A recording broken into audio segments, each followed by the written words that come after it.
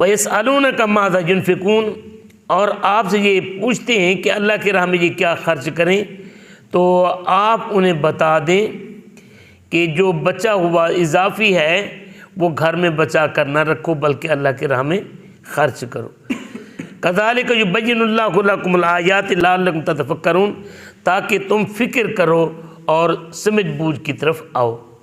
اب سب سے پہلے ہم آتے ہیں، مسئلہ بیان کرتے ہیں شراب کے حوالے سے۔ عرب میں شراب پانی کی طرح پی جاتی تھی، اور اللہ تعالیٰ محفوظ رکھے اب بھی عرب شہزادے اسی طرف چلے گئے ہیں، اس دور جہالت کی طرف۔ شراب کے بارے میں کسی نے کیا خوب کہا، اول تو شر بشر میں ہے، پھر ہے شر شراب میں۔ یہ ممکن نہیں کہ شراب پیو اور شر نہ ہو۔ اب اللہ پاک نے ہمیں جو دین عطا فرمایا یہ یکدم ڈانگ مار کر ہمارے اوپر مسلط نہیں کیا، بلکہ تدریجاً سلسلہ بسلسلہ آہستہ آہستہ طبیعتوں کو موڑ کر ڈھال کر اللہ پاک نے ہمیں یہ دین عطا فرمایا ہے۔ اور یہ دین ڈنڈے کے ساتھ نہیں پھیلا بلکہ محبت کے ساتھ، اصلاح کے ساتھ پھیلا ہے۔ سب سے پہلے جب شراب پی جاتی تھی تو گول گپاڑا ہوتا تھا، مدینے کے اندر واقعاتی عریانی فحاشی یہ ساری ہوتی تھی۔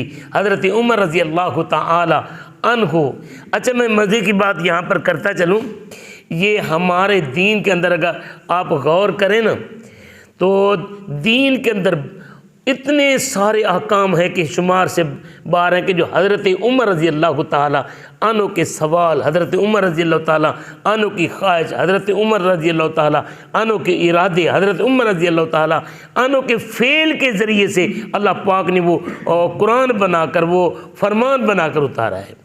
اب یہاں پر حضرت عمر رضی اللہ تعالی عنہ جن کے بارے میں رافضی لوگ بڑی گندی غلیظ زبان استعمال کرتے ہیں، یہاں پر قائد اعظم رحمۃ اللہ علیہ کا میں قول کوٹ کرنا چاہوں گا۔ کسی نے لکھنؤ کے اندر قائد اعظم رحمۃ اللہ علیہ سے سوال کیا کہ لوگوں کے اندر یہ مشہور تھا کہ قائد اعظم استغفر اللہ وہ رافضی ہے، شیعہ ہے، تو قائد اعظم سے کسی نے سوال کیا آپ بتائیں آپ کا عمر اور ابو بکر کے بارے میں کیا خیال ہے؟ تو قائد اعظم رحمۃ اللہ علیہ نے فرمایا تھا کہ اگر اسلام سے ان دو ہستیوں کو نکال دو تو اسلام ایک مردہ جان کے علاوہ کچھ بھی نہیں ہے۔ اتنا بڑا انہوں نے یہ قول کیا۔ تو اب اگر حضرت عمر رضی اللہ تعالی عنہ کے حوالے سے یہاں پر دیکھیں، انہوں نے سوال کیا، دیکھا یار یہ شراب پی کر تو معاملات خراب ہو جاتے ہیں، تو پھر اللہ تبارک و تعالیٰ نے یہ آیت مبارکہ اتاری طبیعت کو ڈھالنے کے لیے کہ آپ سے شراب اور جوے کے بارے میں سوال کرتے ہیں تو آپ انہیں بتا دیں کہ یہ گناہ ہے، اس میں لوگوں کے فائدے بھی ہیں۔ پھر ایک وقت ایسا آیا کہ حضرت کچھ صحابہ کرام نے شراب پینے کے بعد جب نماز پڑھنے لگے تو سورہ قل یا ایھا الکافرون کی تلاوت کر رہے تھے، قل یا ایھا الکافرون لا اعبد ما تعبدون۔ جب یہ آیت پڑھی تو لا اعبد ما تعبدون کے بجائے لا کو چھوڑ دیا اور یہ پڑھا اعبد ما تعبدون، یعنی اے محبوب آپ فرما دیں اے او کافرو لا اعبد ما تعبدون، جس کو تم پوجتے ہو بتوں کو ہم ان کو نہیں پوجتے، لیکن لا کاٹا تو معنی کیا بن گیا، جن کی تم عبادت کرتے ہو انہی کی عبادت کرتے ہیں۔ تو اللہ تبارک و تعالیٰ نے پھر حکم اتارا قرآن مجید برہان رشید کے اندر، سورہ نساء کی آیت نمبر 43 اللہ پاک نے اتاری، وَلَا تَقْرَبُوا الصَّلَاةَ وَأَنْتُمْ سُكَارَىٰ، کہ شراب پی کر تم نماز کے قریب نہ جاؤ۔ اب پہلے تھی کچھ لوگوں نے شراب چھوڑی تھی، جب یہ حکم اترا تو پھر بہت سارے لوگوں نے شراب چھوڑ دی۔ پھر ایک وقت آیا حضرت اتبان ابن مالک رضی اللہ تعالی عنہ، میرے نبی کریم صلی اللہ علیہ وآلہ وسلم کے بہت بڑے صحابی تھے، مجاہد صحابی تھے، بدری صحابی تھے۔ انہوں نے صحابہ کرام کی دعوت کی، صحابہ کرام کی دعوت کی۔ اب جب صحابہ کرام کی دعوت کی تو وہاں پر انہوں نے شراب بھی پی لی، اور شراب پینے کے بعد پھر ان کے اوپر خمار ایسا طاری ہوا کہ ایک دوسرے کو انہوں نے مارنا پیٹنا بھی شروع کر دیا۔ پھر اللہ تبارک و تعالیٰ نے حکم اتارا کہ انما الخمر والمیسر والازلام والانصاب والازلام رجس من عمل الشیطان، یہ آیت مبارکہ اتاری۔ جب یہ آیت مبارکہ اتری تو پھر مدینے کے اندر یہ ماحول بن گیا کہ جن کے گھروں کے اندر شراب کے مٹکے رکھے ہوئے تھے انہوں نے شراب گلیوں میں بہائی۔ شراب ایسے بہہ رہی تھی جس طرح ندی میں پانی بہتا ہے مدینے کی گلیوں میں۔ تو یہ شراب کی حرمت کے حوالے سے اللہ رب العزت نے یہ حکم اتارا۔ میرے نبی کریم صلی اللہ علیہ وآلہ وسلم نے شراب کے اوپر پابندی لگائی۔ شراب پینے والے کے بارے میں حضور صلی اللہ علیہ وآلہ وسلم نے سزا مقرر فرمائی۔ ایک روایت کے مطابق حضور صلی اللہ علیہ وآلہ وسلم کے پاس جس وقت کسی شرابی کو پکڑ کر لایا جاتا تھا تو حضور صلی اللہ علیہ وسلم کے پاس بیٹھے ہوئے صحابہ کو آقا حکم دیتے تھے کہ اس کو کیا کرو، تم جوتے مارو۔ اب جس کے ہاتھ میں جوتا آتا وہ مارتا، جس کو کوئی چیز نہ ملتی تھپڑ مارتا، کپڑا ہاتھ آ جاتا وہ مارتا۔ تو 40 جوتے تک سزا دی گئی۔ اور ایک روایت میں آتا ہے نبی کریم صلی اللہ علیہ وسلم نے 80 کوڑوں کی سزا مقرر فرمائی، اور دوسری روایت کے مطابق پہلے 40 کی تھی، لیکن جناب سیدنا فاروق اعظم رضی اللہ تعالی عنہ کا جب دور آیا، حضرت عمر رضی اللہ تعالی عنہ نے اس میں کمال سختی فرمائی، اور آپ نے فرمایا کہ اب جو شرابی لایا جائے گا اس کو 80 کوڑوں کی سزا حضرت عمر نے دینی شروع فرمائی۔ اب شرابی کی سزا کیا ہے؟ 80 کوڑے ہے، 80 کوڑے ہے۔ تو یہ شراب یہ ایسی بغیرت نشہ ہے کہ جس سے بہن بیٹی کا احساس بھی ختم ہو جاتا ہے۔ میرے آنکھوں دیکھا اور یہ کانوں سنا واقعہ ہے۔ میں ایک جگہ پہ امامت کرتا تھا، میں جگہ کا نام بھی نہیں لیتا کیونکہ یہ لوگ سنتے ہیں پھر وہ کہیں گے کہ ہمارے خاندان کی طرف اس نے اشارہ کر دیا ہے۔ ایک نوجوان تھا، اس نے جناب شراب پی لی، اور شراب پینے کے بعد وہ سگی بھتیجے کے سرہانے جا کر بیٹھ گیا۔ یہ اتنا بے غیرت نشہ ہے کہ اس میں ماں بہن بیٹی کا احساس اور پہچان بھی یہ ختم کر دیتا ہے۔ اور آج یہ اللہ محفوظ فرمائے ہمارے حکمران، ہمارے عسکری ادارے پتہ نہیں کہاں کہاں تک یہ شراب عام ہو چکی ہے۔ حضرت صلاح الدین ایوبی رحمۃ اللہ تعالی علیہ نے فرمایا تھا کہ جس تلوار کے اوپر شراب اور شباب کا سایہ پڑ جائے وہ تلوار رقص میں تو استعمال ہوتی ہے، میدان جہاد میں استعمال نہیں ہوتی۔ اب میں آگے اگر بات کروں گا تو پھر بات آگے بڑھ جائے گی، پھر کہیں گے کہ جناب یہ اداروں کے خلاف بھی بولتا ہے۔ حضرات جی وقار، بہرحال شراب جو ہے یہ ایک لعنت ہے۔ میرے نبی کریم صلی اللہ علیہ وآلہ وسلم کا فرمان یہ ہے کہ شراب پینے والا دنیا میں بھی لعنتی ہے اور آخرت میں بھی لعنتی ہے۔ اگلا مسئلہ ہے جوے کا۔ کریمہ کا جان عالم صلی اللہ علیہ وآلہ وسلم کے دور سے پہلے جو جوے کی صورت ہوتی تھی وہ یہ ہوتا تھا کہ مل کر پیسے اکٹھے کر کے 10 آدمی ایک اونٹ خریدتے تھے، اونٹ خرید کر اس کا گوشت بناتے تھے۔ انہوں نے 10 تیر رکھے ہوئے تھے، 10 تیر جن میں سے 7 کے اوپر نشان لگے ہوئے تھے۔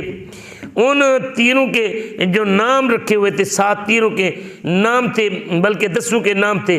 پہلے تیر کا نام فاز تھا، دوسرے کا نام توأم تھا، تیسرے کا نام رقیب تھا، چوتھا حلیس تھا، 5واں نافذ تھا، اور 6واں مسیل تھا، 7واں معلّہ تھا۔ یہ حصے ان کے مقرر تھے، اور 3 کو ان میں سے اقفال کہتے تھے جن کے لیے کوئی حصہ نہیں ہوتا تھا۔ ان کے نام یہ منی، صفی اور وغد، یہ ان جن کا کوئی حصہ نہیں ہوتا تھا۔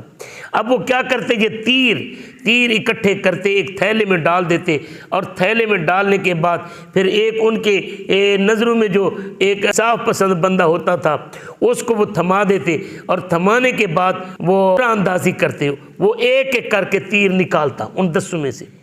یہ پیسے سب لگاتے لیکن وہ 7 بندوں کے حصے نکلتے، 3 بندے محروم رہتے۔ پھر شریعت نے کیا کیا، اس کو بھی جوا قرار دیا اور حرام قرار دیا۔ اب علماء نے جو جوے کی تعریف کی ہے، جوے کی تعریف جو کی ہے، جوے کی تعریف یہ کی ہے کہ جو چیز دو بندے آپس میں ایک شرط لگائیں کہ جو جیتے گا یہ چیز لے جائے گا، اور جو ہارے گا، ہارنے والے کی چیز جیتنے والا لے جائے گا، تو اسے جوا قرار دیا گیا ہے۔ ایک چیز ملا لیں یا پیسے اکٹھے کر لیں، پھر پیسے اکٹھے کرنے کے بعد شرط لگا لیں کہ جیتنے والا یہ لے جائے گا اور ہارنے والا کیا کرے گا، وہ اس سے محروم رہ جائے گا، اس کو جوا قرار دیا گیا ہے۔ اور یہ ایک ایسی لعنت ہے، جب یہ پڑ جاتی ہے تو پھر میں نے آنکھوں سے دیکھا ہے، کانوں سے سنا ہے کہ یہ لوگ اتنا بے غیرت ہو جاتے ہیں جواری کہ اپنی بیویاں بھی بیچ دیتے ہیں، جوے میں ہار جاتے ہیں اور بیٹیاں بھی ہار جاتے ہیں۔ اتنی بڑی یہ لعنت ہے۔ میرے نبی کریم رؤوف الرحیم صلی اللہ علیہ وآلہ وسلم نے ارشاد فرمایا، جوا کھیلنے والا، جواری، جوے میں جو ہاتھ رنگتا ہے وہ ایسے ہے جیسے سور کے گوشت اور خون میں اس نے ہاتھ رنگا ہو۔ یہاں پر ہمارے ہاں پرچیاں چلی ہوئی ہیں، اور آج کل اللہ کے فضل سے پیر بھی بیٹھے ہوئے ہیں، پیر بھی بیٹھے ہوئے ہیں، ان کے پاس جناب پجیروں کے اوپر لوگ آتے ہیں، پرچیاں وہاں سے خرید کر آئے اور جناب کیا کیا، پرچیاں نکلواتے ہیں اور پیر صاحب پرچی نکال کر دیتے ہیں۔ خدا نہ خواستہ اللہ محفوظ رکھے کسی ایک کی پرچی بھی نکل آئی تو پھر وہ کیا کرتا ہے، وہ ڈھنڈورا پیٹتا ہے، جی فلاں پیر صاحب جو ہے وہ ایسے اتنے پہنچی ہوئی ہستی ہے کہ جناب وہ پرچی نکال کر دیتے ہیں، وہ نکل آتی ہے۔ اللہ اس فتنے سے ہمیں محفوظ فرمائے، اور اتنا ہم فکری طور پر، وامی طور پر، بلکہ روحانی اور دینی طور پر گر چکے ہیں کہ میں نے دیکھا فری ٹاؤن کے اندر ایک ذہنی طور پر مفلوج شخص ہوتا تھا، بال اس کے آلودہ ہوتے تھے، وہ پڑا ہوتا تھا، ایسے لوگ آ کر اس سے جناب پرچیوں کے اوپر ہاتھ لگواتے تھے، پھر جناب جا کر وہ پرچی نکلواتے تھے۔ ہم اتنی سوچ کے اعتبار سے، فکر کے اعتبار سے، دین کے اعتبار سے ہم اتنے گر گئے ہیں۔ حضرات اسی وقار میرے نبی کریم صلی اللہ علیہ وآلہ وسلم نے کی ایک اور حدیث پاک بھی یہاں پر سنیے۔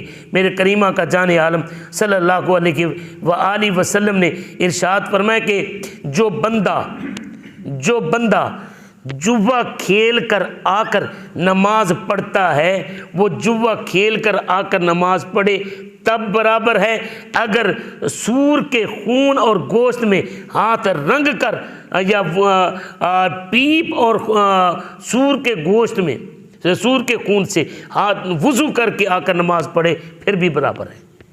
اتنا بڑا گناہ ہے، لیکن ہمارے معاشرے میں یہ سرایت کر چکا ہے۔ اللہ تبارک و تعالیٰ سے دعا کرتے ہیں اللہ پاک ہمیں اس لعنت سے بچائے۔ تیسرا مسئلہ جو ہے، اللہ پاک نے فرمایا یسألونک عن الیتامی قل اصلاح لہم خیر۔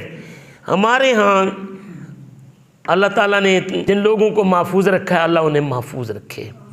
ہم دنیا کی لالچ کے اندر اس قدر اندھے ہو گئے ہیں، باپ کا گلا گھونٹ دیا، ماں کے ساتھ زیادتی کی کہ جائیداد میرے نام لگا دے، 4 انچ جگہ کی خاطر 93-94 کے کا واقعہ ہے، سگے بھائی کو بندے نے قتل کر دیا۔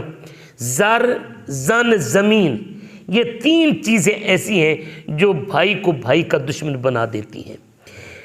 اب یہ یتیموں کا مال، حالانکہ میرے کریم آقا صلی اللہ علیہ وسلم نے یتیم کے بڑے فضائل بیان فرمائے۔ کریم آقا صلی اللہ علیہ وسلم ارشاد فرماتے ہیں، جو شخص یتیم کے سر پر یوں ہاتھ پھیرتا ہے، جتنے بال یتیم کے تیرے ہاتھ کے نیچے آئیں گے، اللہ اتنا نیکی عطا فرمائے گا۔ اور میرے کریم آقا صلی اللہ علیہ وسلم ارشاد فرماتے ہیں، سب سے بہترین دسترخوان کون سا ہے؟ وہ دسترخوان ہے جس دسترخوان کے اوپر کوئی یتیم بیٹھ کر تیرے ساتھ کھانا کھائے، بہترین دسترخوان۔ اب جسے اللہ کے حبیب بہترین دسترخوان قرار دیں، ہم تو بھائی یہ قریب بھی نہ بھٹکنے دیں اور اسے ہیت اور کمتر کیتر سمجھیں۔ اور بدترین دسترخوان کون سا ہے؟ میرے نبی پاک صلی اللہ علیہ وسلم نے ارشاد فرمایا، جس دسترخوان سے یتیم کو دور کر دیا جائے۔ اب میرے کریم آقا صلی اللہ علیہ وآلہ وسلم کے اوپر اترنے والے قرآن میں آیا کہ حضور یتیموں کے مال سے کیا کرو؟ بچ کر رہو۔ جب یہ آیت مبارکہ اتری تو پھر حکم ہوا کہ لا تقربوا مال الیتیم، اور پھر ایک اور آیت مقدسہ اتری، ان الذین یاکلون اموال الیتامی ظلما، جو ظلم زیادتی کر کے یتیموں کا مال کھا جاتے ہیں ان کی برائی بیان فرمائی۔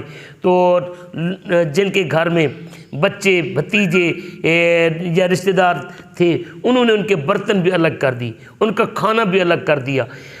اب حالانکہ وہ تو بھلائی کر رہے تھے، ان کے ساتھ بہتری کر رہے تھے، لیکن ان آیات کو انہوں نے اپنے لیے خطرناک سمجھا، ان کے برتن بھی الگ کر دیے، کھانا پینا ان کا الگ کر دیا۔ تو اللہ رب العزت نے ارشاد فرمایا کہ تم اگر یتیم تمہارے گھر کے اندر ہے، اگر اپنے مال کی نگرانی وہ صحیح نہیں کر سکتا، اسے حساب کتاب کا پتہ نہیں ہے، باپ فوت ہو گیا، وہ دکانداری کرتا ہے، تجارت کرتا ہے، تو تم اس کے کاروبار کی نگرانی کرو، اور اگر ان کے پکا کر دینے والا کوئی نہیں ہے، خرچہ ان کا اپنا ہے، تم ان کے خرچے میں سے اپنے گھر میں پکا کر خرچے کے مطابق ان کو بھی ساتھ بٹھا کر کھلاؤ، تو کوئی حرج نہیں ہے، گناہ نہیں ہے۔ لیکن یہ ہے کہ اپنے ان کے مال کو ہڑپ کرنے کی کوشش نہ کرو۔ اور پھر یہاں پر یہ بھی ہے کہ اگر آپ غریب ہیں، اگر آپ اپنے یتیم بھتیجی یا رشتہ دار کے کاروبار، اس کا باپ فوت ہو گیا، اس کی نگرانی کرنے والا کوئی نہیں ہے، اگر آپ اس کے کاروبار کی دیکھ بھال کرتے ہیں تو آپ کا اپنا کاروبار ٹھپ ہوتا ہے یا آپ کی روزگار بند ہو جاتی ہے، تو شریعت اتنا اجازت دیتی ہے کہ آپ اپنی ضرورت کے مطابق مناسب اپنا خرچ اس کے کاروبار میں سے نکال سکتے ہیں، تاکہ اس کا کاروبار بھی چلتا رہے اور تیری روزگار بھی چلتی رہے۔ اس کے بھلے کی خاطر ایسا کرنے کے لیے جائز ہے، ورنہ ایسا کرنا جائز نہیں ہے۔ میرے نبی پاک صلی اللہ علیہ وآلہ وسلم یتیموں کے ساتھ، میرے آقا تو خود بھی در یتیم تھے نا، در یتیم تھے۔ میرے کریم آقا صلی اللہ علیہ وآلہ وسلم جا رہے ہیں، عید کا دن ہے، میرے نبی پاک صلی اللہ علیہ وسلم نے دیکھا ایک بچہ کھڑا رو رہا ہے۔ نبی پاک صلی اللہ علیہ وآلہ وسلم رک گئے۔ کریم آقا صلی اللہ علیہ وسلم نے اس بچے سے پوچھا، بیٹا کیوں رو رہے ہو؟ کہنے لگا جی آج میرا باپ نہیں ہے جو میری انگلی تھامے اور مجھے عیدگاہ کی طرف لے جائے، میری ماں بھی نہیں ہے جو مجھے تیار کرے، مجھے کپڑے پہنائے، میری زلفیں سنوارے اور مجھے پیار کرے، کھانا پکا کر عید کے لیے دے، اور میرا کوئی بھائی بڑا بھی نہیں ہے کہ جو میرے سر پر دست شفقت رکھ سکے۔ تو میرے نبی کریم صلی اللہ علیہ وسلم کی رحمت والی آنکھوں سے آنسو جاری ہو گئے، اور جو سبق دیا بڑا کمال کا ہے۔ میرے پاک نبی صلی اللہ علیہ وسلم نے ارشاد فرمایا، او بیٹا کیا تو پسند کرتا ہے محمد تیرے بابا ہوں، عائشہ تیری ماں ہو اور فاطمہ تیری بہن ہو؟ یہ ہمارے لیے صلی اللہ علیہ وسلم کی سیرت مبارکہ ہے۔ اگر ہم ان چیزوں کو سامنے رکھ لیں تو ہمارے لیے زندگی آسان ہو جائے، معاشرے کے اندر امن بھی قائم ہو جائے اور ظلم و زیادتی بھی ختم ہو جائے۔